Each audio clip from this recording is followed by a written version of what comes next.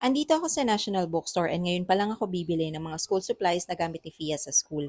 Para dun sa mga hindi nakakaalam, yung anak kong may autism right now na 12 years old ay naka-enroll sa public sped. After sa National Bookstore, umuwi muna ako tapos magluluto muna ako ng tanghalian namin. Saing muna ako tapos magsisinigang ako ng tanigi today. After nyan, binalikan ko muna yung mga binili ko sa National Bookstore at chinek ko kung tama yung mga nakuha ko. More or less, 2 to 3 months na ang pumapasok si Fia sa isang public sped pero ngayon ko pa lang talaga kinumpleto yung mga requirements na sinabi ng teacher niya.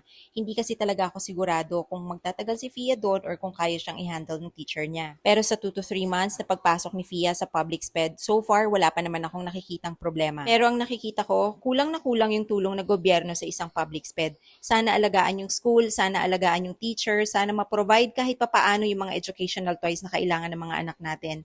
Anyway, eto, luto na yung aking sinigang na tanigi at favorite yan ng bunso ko. Si Fia naman nag-lunch na kanina pa. Yun lang for today. Thank